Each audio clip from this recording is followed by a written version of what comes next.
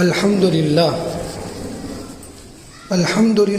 حمدا كثيرا طيبا مباركا فيه وصلى الله على النبي الكريم أما بعد فأعوذ بالله من الشيطان الرجيم بسم الله الرحمن الرحيم والعصر إن الإنسان لفي خسر إلا الذين آمنوا وعملوا الصالحات وتواصوا بالحق وتواصوا بالصبر صدق الله العظيم. وقال النبي صلى الله عليه وسلم نعمتان مغبون فيهما كثير من الناس الصحة والفراغ. محترم مصلیان کرام اور عزیز بزرگ، آج نئے سال 2023 کا پہلا ہفتہ ہے۔ میں آپ لوگوں کے سامنے اسی مناسبت سے بات کروں گا۔ دعا کرے کہ اللہ تبارک و تعالی درست اور صحیح بات کہنے کی توفیق عطا فرمائے۔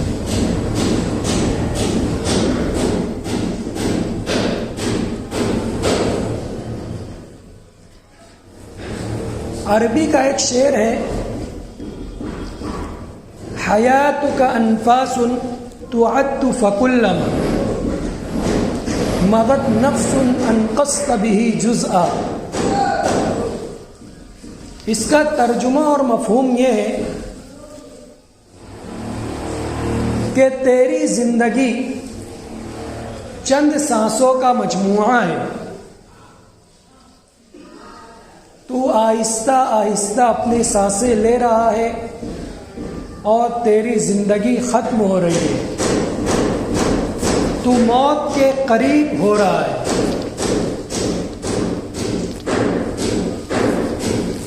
ایک اللہ والے فرماتے ہیں کہ میں نے ایک برف فروش سے، ایک برف بیچنے والے سے بڑی عبرت حاصل کی۔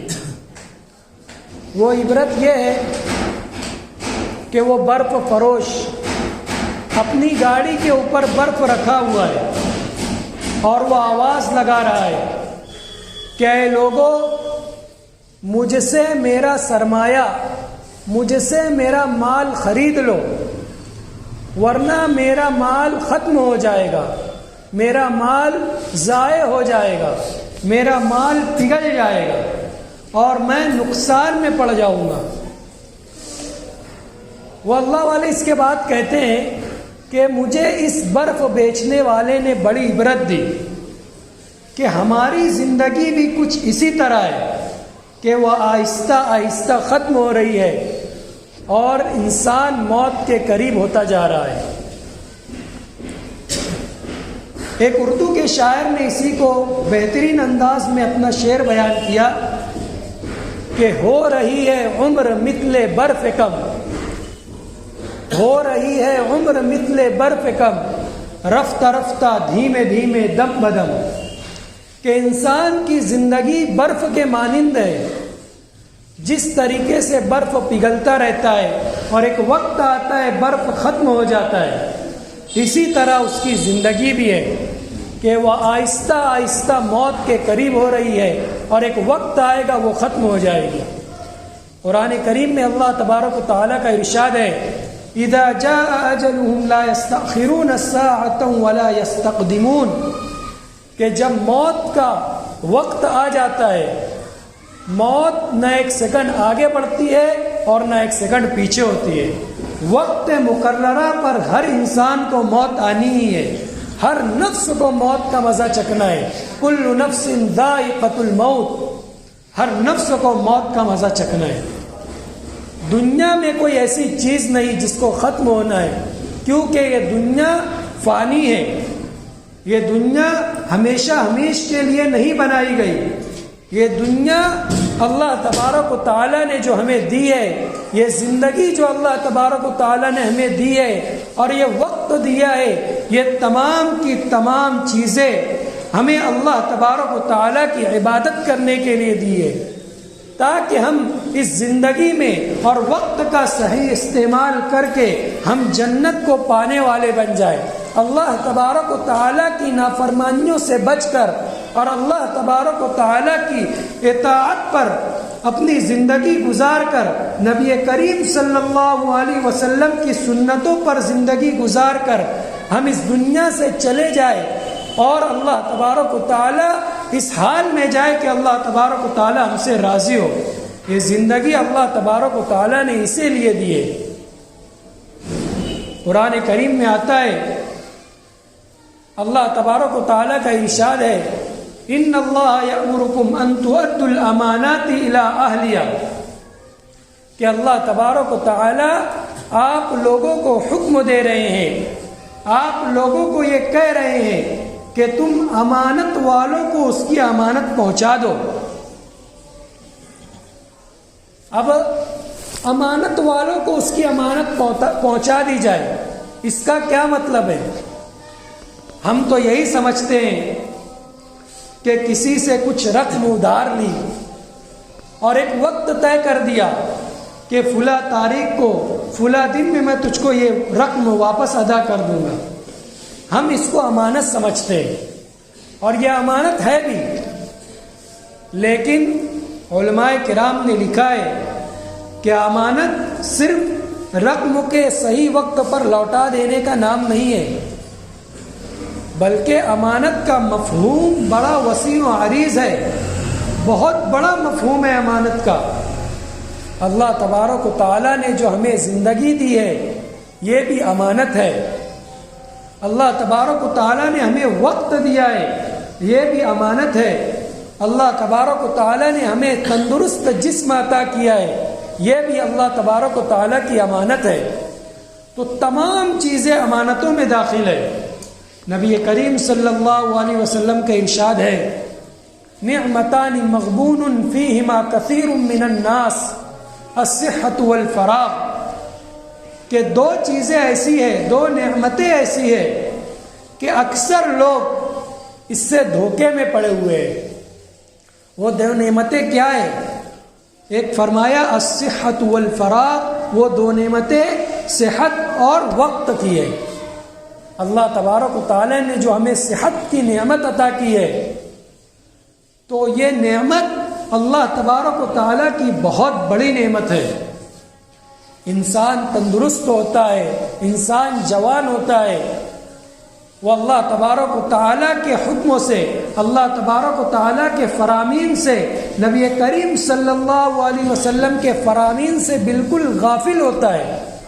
وہ اپنی جوانی کو غفلتوں میں گزار رہا ہوتا ہے, لیکن جب اللہ تبارک و تعالیٰ آہستہ آہستہ اپنی ان نعمتوں کو چھیننا شروع کر دیتے ہیں, اپنی ان نعمتوں کو واپس لینا شروع کر دیتے ہیں, ہاتھ پیر جب کانپنا شروع ہو جاتے ہیں, عقل کام کرنا بند کر دیتی ہے, بھولنے کی عادت پڑ جاتی ہے, انسان چلنے کا محتاج ہو جاتا ہے اور کسی چیز کو لینے کا محتاج ہو جاتا ہے, کسی چیز کو لینے میں اپنا ہاتھ اٹھا کر لینے میں مجبور ہو جاتا ہے اور دوسروں کا محتاج بن جاتا ہے, ایسے وقت میں اللہ تبارک و تعالیٰ اس کو یاد آتے ہیں.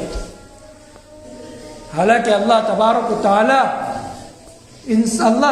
و تعالیٰ کو جو سجدہ پسند ہے, وہ سب سے زیادہ جو سجدہ پسند ہے وہ اللہ تبارک و تعالیٰ کو جوانی کا سجدہ پسند ہے. جب ایک نوجوان انسان اللہ کے در پر آ کر اپنا ماتھا اللہ تبارک و تعالیٰ کے سامنے ٹیکتا ہے تو اللہ تبارک و تعالیٰ فرشتوں سے کہتے ہیں کہ دیکھو یہ فلاں بندہ یہ تندرست جسم والا ہے اور یہ میرا اپنا بندہ ہے, یہ چاہتا تو میری نافرمانیوں میں مبتلا ہو سکتا تھا, اپنے تندرست جسم سے میری نافرمانیوں میں مبتلا ہو سکتا تھا, لیکن اس نے اپنے بدن کا, اس نے اپنی صحت کا, اس نے اپنے تندرست جسم کا صحیح استعمال کیا ہے اور یہ بندہ میرے سامنے اپنی پیشانی ٹیک رہا ہے. اللہ تبارک و تعالیٰ فخر سے فرشتوں سے کہتے ہیں. تو اللہ تبارک و تعالیٰ کو جو سجدہ پسند ہے, سب سے زیادہ جو سجدہ پسند ہے وہ جوانی کا سجدہ پسند ہے. اسی طرح دوسری نعمت کے بارے میں فرمایا وہ وقت ہے کہ وقت سے بھی لوگ بڑے دھوکے میں پڑے ہوئے ہیں. ایک سال گزر گیا، دوسرا سال ہمارا آ گیا، ہم نئے سال میں داخل ہو گئے، ہمارے سامنے یہ نئے سال کا پہلا ہفتہ ہے۔ اللہ تبارک و تعالیٰ نے ہمیں کتنی بڑی زندگی دی، کسی کا 15 سال گزر گیا، کسی کا 25 سال گزر گیا، کسی کا 35 سال گزر گیا۔ تو یہ تمام وقت جو اللہ تبارک و تعالیٰ نے ہمیں دیا تھا، یہ تمام کے تمام وقت اللہ تبارک و تعالیٰ کی نعمت تھی۔ اب ہم اپنی زندگیوں میں غور کریں کہ ہم نے اللہ تبارک و تعالیٰ کی دی ہوئی نعمت کے ساتھ خیانت کی ہے یا نہیں کی ہے۔ اللہ تبارک و تعالیٰ نے جو ہمیں وقت دیا تھا وہ اپنی عبادت کے لیے دیا تھا۔ قرآن کریم میں آتا ہے وَمَا خَلَقْتُ الْجِنَّ وَالْإِنسَ إِلَّا لِيَعْبُدُونَ، کہ میں نے انسانوں اور جناتوں کو محض اپنی عبادت کے لیے پیدا کیا ہے۔ اب ہمارے سامنے نیا سال آ چکا اور نہ جانے اس سے پہلے ہمارے کتنے سال گزر گئے، تو ہم نے اپنی پچھلی زندگیوں میں اللہ تبارک و تعالیٰ کی دی ہوئی امانت کے ساتھ کتنی خیانتیں کی ہے۔ ہم اپنی زندگی کا محاسبہ کریں۔ جب کوئی نیا سال آتا ہے تو ہم اپنی زندگیوں کا محاسبہ کرتے ہیں، ہم اپنے کاروبار کا محاسبہ کرتے ہیں، ہم اپنی خاندان والوں کا محاسبہ کرتے ہیں کہ ہماری خاندان میں گزشتہ سالوں میں یہ شخص ہمارے درمیان موجود تھا، اب نہیں رہا۔ ہم گزشتہ سالوں کے اپنے دھندوں کا محاسبہ کرتے ہیں، اپنے کاموں کا، اپنے بزنسوں کا محاسبہ کرتے ہیں کہ گزشتہ سال ہم نے اتنا مال کمایا تھا، اس سال اس میں کچھ اضافہ ہوا ہے یا کمی ہوئی ہے۔ بالکل اسی طرح جب ہمارے سامنے نیا سال آ گیا تو ہم اپنی زندگیوں کا محاسبہ کریں کہ اللہ تبارک و تعالیٰ نے جو ہمیں زندگی دی تھی وہ اپنی عبادتوں کے لیے دی تھی، اپنی اطاعت کے لیے دی تھی۔ اب نیا سال آ گیا ہے کہ ہم نے گزشتہ سال میں اللہ تبارک و تعالیٰ کی کتنی عبادت کی ہے، کتنی اطاعت کی ہے، نبی کریم صلی اللہ علیہ وسلم کی سنتوں پر ہم نے کتنا عمل کیا ہے، یہ ہمارا محاسبہ کرنے کا دن ہے۔ نئے سال کے شروع کے ایام ہیں، ہم اپنے آپ میں اپنا محاسبہ کریں، اللہ تبارک و تعالیٰ کے حضور رات کی تنہائیوں میں اٹھ کر 2 رکعت نماز پڑھے اور ہم اپنے دل سے پوچھیں کہ اللہ تبارک و تعالیٰ نے جو ہمیں زندگی دی تھی، زندگی کے کئی سال ہمارے گزر گئے، کئی سال ہمارے یوں ہی ضائع ہو گئے، ہم نے اللہ تبارک و تعالیٰ کی عبادت کی ہے یا نہیں کی ہے؟ اگر ہم سے کچھ کوتاہیاں ہو گئی ہے تو ہم اللہ کے حضور توبہ کریں اور آئندہ اپنی زندگیوں کے لیے ایک عزم مصمم کریں کہ اللہ اب تک ہماری زندگی یوں ہی بے نمازی ہو کر گزر گئی، اب تک ہماری زندگی یوں ہی غفلتوں میں گزر گئی، اب آپ نے ہمیں نیا سال دیا ہے، یہ نئے سال کے شروع کے ایام ہیں، ہم اپنے آپ میں عزم مصمم کرتے ہیں اور پختہ نیت کرتے ہیں کہ آج تک ہم نے فرض و نمازوں میں کوتاہی کی ہے، آج کے بعد سے ہماری فرض نمازوں میں کوئی کوتاہی نہیں ہوگی، آج تک ہم نے مسجد میں درس قرآن چھوڑا ہے، اس کے بعد ہم درس قرآن نہیں چھوڑیں گے، آج تک ہم نے رشتہ داروں کا حق مارا ہے، آج کے بعد سے ہم رشتہ داروں کا حق نہیں ماریں گے، آج تک ہم نے غریبوں کا حق مارا ہے، اس کے بعد ہم غریبوں کا حق نہیں ماریں گے، آج تک ہم نے زکوٰۃ دینے میں، صدقات دینے میں کوتاہیاں کی ہے، اس کے بعد ہم زکوٰۃ دینے میں اور صدقات دینے میں کوئی کوتاہی نہیں کریں گے۔ نئے سال اس وجہ سے ہوتا ہے کہ ہم اپنے آپ کا محاسبہ کریں۔ نیا سال جب آتا ہے یہ کوئی عمر کی خوشی بنانے کا، عمر کی بڑھ جانے کی خوشی بنانے کا سال نہیں ہوتا، یہ ہیپی برتھ ڈے منانے کا سال نہیں ہوتا، بلکہ اپنے آپ کا محاسبہ کرنے کا سال ہوتا ہے۔ ہم دیکھتے ہیں اپنے معاشرے میں جب نیا سال آتا ہے لوگ خوشی مناتے ہیں کہ میرا بچہ 1 سال میں بڑھ گیا، میرے بچے کی عمر 1 سال بڑھ گئی، میری عمر 1 سال بڑھ گئی، حالانکہ حقیقتاً میں ہماری عمریں بڑھی نہیں ہیں، ہم جو موت کے قریب ہوئے حقیقت میں ہماری عمریں کم ہو گئی ہے. ایک اور اینٹ گر گئی دیوار حیات سے اور نادان کہہ رہا ہے میری عمر بڑھ گئی. تو حقیقت میں ہماری عمریں یہ گھٹ رہی ہے، مثل برف کہ ہماری زندگی کم ہوتی جا رہی ہے. انسان سانس لیتا ہوا جا رہا ہے اور اپنی موت کے قریب ہوتا ہوا جا رہا ہے. اگر ہم اپنے اس نئے سال میں، ان نئے سال کے شروع کے ایام میں ہم اپنا محاسبہ نہیں کریں گے تو زندگی کا کون سا ایسا وقت آئے گا کہ ہم اللہ کے حضور اپنے محاسبہ رکھیں گے کہ اللہ اب تک کی زندگی ہماری اس طرح سے گزری ہے، اس کی بعد کی زندگی ہم اپنی تیری اطاعتوں میں گزارنا چاہتے ہیں، تیری عبادتوں میں گزارنا چاہتے ہیں. اگر ہم آج نہیں کریں گے تو کب کریں گے؟ تو نیا سال جو آتا ہے یہ اپنے آپ کا محاسبہ کرنے کا سال ہوتا ہے، اپنے دل سے پوچھنے کا یہ سال ہوتا ہے کہ اللہ تبارک و تعالیٰ نے ہمیں جو 60 سالہ 70 سالہ یا 80 سالہ زندگی دی ہے تو ہم اللہ تبارک و تعالیٰ کی ان دی ہوئی امانتوں کے ساتھ، ان دیے ہوئے وقتوں کے ساتھ، اس دی ہوئی زندگیوں کے ساتھ کس طریقے سے اللہ تبارک و تعالیٰ کی امانتوں کو پورا کر دے اور خیانتوں سے کس طریقے سے بچ جائے. ورنہ زندگی تو ایسے بھی گزر جائے گی، ویسے بھی گزر جائے گی.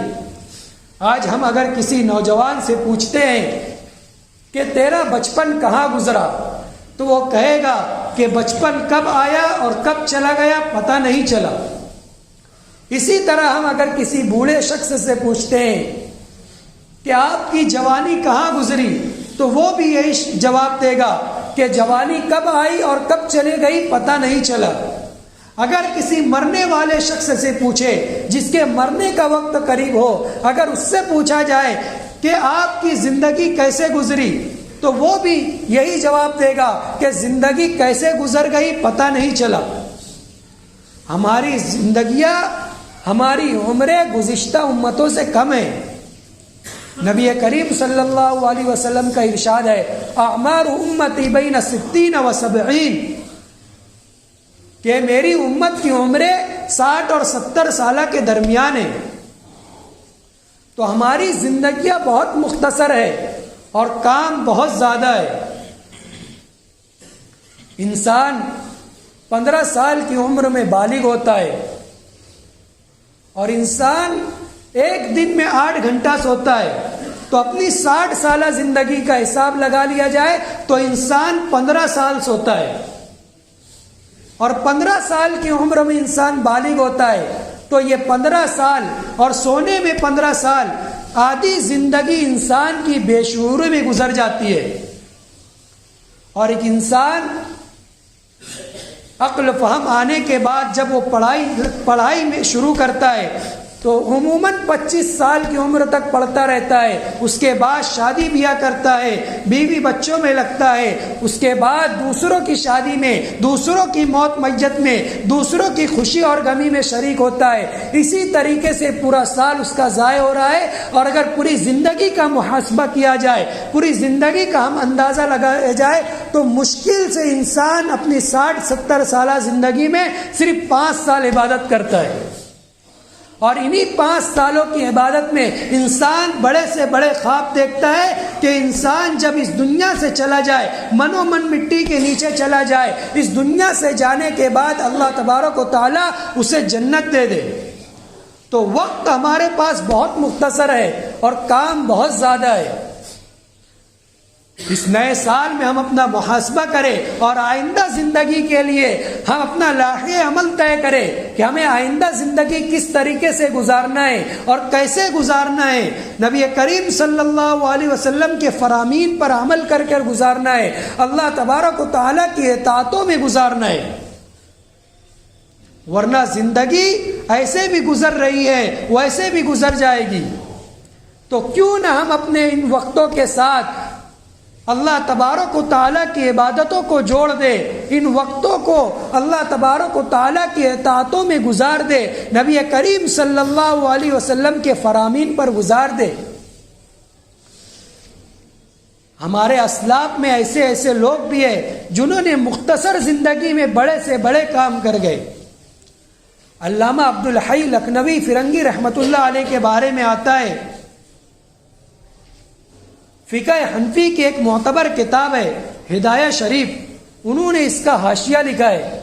ان کے بارے میں آتا ہے کہ آپ نے صرف 39 سال کی عمر پائی اور آپ کی تصانیف، آپ نے 1000 تصانیف لکھی، 1000 کتابیں لکھی اس مختصر سی زندگی میں.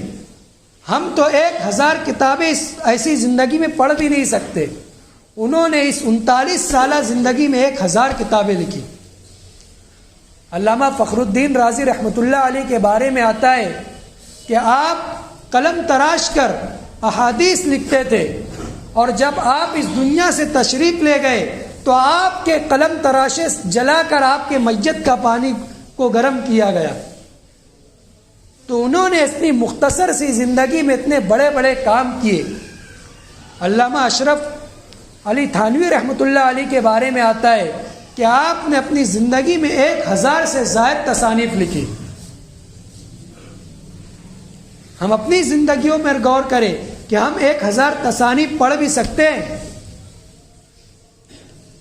تو انہوں نے اپنا وقت کا صحیح استعمال کیا، انہوں نے اپنے وقت کا صحیح استعمال کر کے اللہ تبارک و تعالیٰ کو راضی کیا. تو ہم بھی اللہ تبارک و تعالیٰ کو راضی کر سکتے ہیں، لیکن یہ کب ہوگا؟ یہ اسی وقت ہوگا جب ہم اپنے آپ کا محاسبہ کریں گے. ہم اپنے آپ سے پوچھیں گے کہ اللہ تبارک و تعالیٰ کی دی ہوئی زندگی کے ساتھ ہم خیانت کر رہے ہیں کہ اللہ تبارک و تعالیٰ کی دی ہوئی امانتوں کو ہم پورا کر رہے ہیں. ہر شخص اپنے آپ کا محاسبہ کرے. اگر ہم سے کچھ کوتاہی ہو گئی ہو، اگر ہم سے کچھ غلطیاں ہو گئی ہو تو ہم اللہ کے حضور توبہ کریں. اللہ تبارک و تعالیٰ بہت بڑے بخشنے والے ہیں، اتنے بڑے بخشنے والے ہیں کہ کوئی شرابی کے منہ سے اگر اللہ تبارک و تعالیٰ کا نام بھی نکل جاتا ہے تو اللہ تبارک و تعالیٰ اس کو کہتے ہیں کہ میں نے تجھ کو قبول کر لیا. ایک گنہگار بندہ جب اللہ کے حضور توبہ کرتا ہے تو اللہ تبارک و تعالیٰ فرشتوں کے سامنے فخر سے کہتے ہیں کہ دیکھو میرا گنہگار بندہ میرے ڈر اور خوف سے میرے سامنے توبہ کر رہا ہے، اور اللہ تبارک و تعالیٰ اس کو معاف کر دیتے ہیں. ہمارے ایک استاد ہیں، ان کے متعلقین کے کسی شخص نے ایک واقعہ بتایا. ان کے متعلقین میں ایک شخص تھا، اس کا انتقال ہوا. اس کی ایک نوجوان بیٹی تھی. اب وہ نوجوان بیٹی کے سر کے اوپر ہاتھ رکھنے والا کوئی نہیں تھا. وہ راہ راست سے بھٹک گئی اور غلط کاموں میں مبتلا ہو گئی. اس کا جو باپ تھا جو اس دنیا سے چلا گیا تھا، وہ کسی کے خواب میں آیا اور کہنے لگا کہ میں اللہ کے عذاب میں مبتلا ہوں، مجھے بہت سخت تکلیف ہے، میری بیٹی کو میرا یہ پیغام پہنچا دو اور کہو کہ اپنے گناہوں سے توبہ کرے اور میرے لیے ایصال ثواب کرے. اب وہ شخص جب صبح بیدار ہوا تو اس لڑکی کی تلاش میں نکل گیا. اب وہ لڑکی فاحشہ بن چکی تھی، بازاری بن چکی تھی. اس محلے میں پہنچا اور پتہ پوچھنے لگا کہ فلاں نام کی فلاں لڑکی یہ کہاں رہتی ہے. اب لوگ اس شخص کو پتہ نہیں بتاتے تھے، چہرہ سنتوں سے سجا ہوا تھا. لوگ یہی جواب دیتے تھے کہ آپ جیسا شخص اس لڑکی کے ساتھ کیا کرے گا، اس لڑکی کے متعلق کیوں معلوم کرنا چاہتا ہے، اس سے کیوں ملنا چاہتا ہے. بڑی مشکل سے اس نے اس لڑکی کا پتہ لگایا اور اس لڑکی کے گھر پہنچا. دیکھا لڑکی کے گھر پر تالا لگا ہوا ہے آزو بازو میں پوچھا تو بتایا گیا کہ وہ لڑکی اپنے 2 عاشقوں کے ساتھ سمندر کے کنارے گئی ہے۔ وہ شخص سمندر کے کنارے پہنچا، دیکھتا ہے کہ وہ لڑکی 2 شخصوں کے ساتھ برہنہ سمندر میں کھیل رہی ہے، ایک دوسرے کے اوپر پانی اچھال رہے ہیں۔ تو وہ شخص کہنے لگا، او فلاں بندی، او میری بیٹی، تیرا باپ بڑے عذاب میں مبتلا ہے اور تو ان غلط حرکتوں میں مبتلا ہے، تو ان کاموں سے توبہ کر لے اور تو اللہ تبارک و تعالیٰ کے حضور توبہ کر، تیرے باپ کے متعلق تیرے باپ کے لیے ایصال ثواب کر، تاکہ تیرا باپ راحت والی زندگی گزار سکے، راحتوں میں آ سکے، تیرا باپ بڑے عذاب میں مبتلا ہے۔ اس لڑکی نے ایک کام کیا، وہ لڑکی اپنے 2 عاشقوں کے ساتھ تھی سمندر کے اندر، اس نے سمندر کے اندر رہ کر پانی اچھالا اس شخص کے اوپر اور اس کا مذاق بنایا کہ لے میں نے ایصال ثواب کر دیا، پانی اچھالتی گئی اور کہتی گئی لے میں نے ایصال ثواب کر دیا۔ وہ شخص واپس لوٹ گیا اور سوچا کہ یہ لڑکی ماننے والی نہیں ہے۔ رات ہوئی، وہ شخص واپس سویا، دیکھتا ہے کہ وہی شخص لڑکی کا باپ خواب میں آتا ہے اور بڑی راحتوں میں مبتلا ہے، بڑی آسائشوں میں مبتلا ہے، بڑی راحت کے ساتھ بیٹھا ہوا ہے، پرسکون زندگی ہے۔ وہ کہنے لگا کہ کل میں نے آپ کو خواب میں دیکھا تھا، آپ عذاب میں مبتلا تھے، آج دیکھ رہا ہوں کہ آپ بڑی راحت میں بیٹھے ہوئے ہیں، معاملہ کیا ہے؟ تو وہ شخص کہنے لگا کہ میں آپ کا بڑا شکر گزار ہوں کہ آپ میری بیٹی کے پاس میرا پیغام لے کر گئے اور میری بیٹی نے آپ کے ساتھ یہ حرکت کی۔ جس وقت میری بیٹی آپ کے اوپر پانی اچھال رہی تھی اور کہہ رہی تھی کہ لے میں نے ایصال ثواب کر دیا، اس وقت آپ کے پیر کے پاس ایک چھوٹا سا کیڑا کئی دنوں سے پیاسا بیٹھا ہوا تھا، اور جس وقت میری لڑکی نے آپ کے اوپر پانی اچھالا وہ چھوٹا سا کیڑا، اس چھوٹے سے کیڑے کے منہ میں پانی کا ایک قطرہ گیا، اس نے اللہ تبارک و تعالیٰ کا شکر ادا کیا۔ اللہ تبارک و تعالیٰ کو یہ ادا اتنی پسند آئی اور کیڑے کی عبادت اتنی پسند آئی کہ اللہ تبارک و تعالیٰ نے میری بخشش کر دی۔ تو اللہ تبارک و تعالیٰ اتنے بڑے بخشنے والے ہیں۔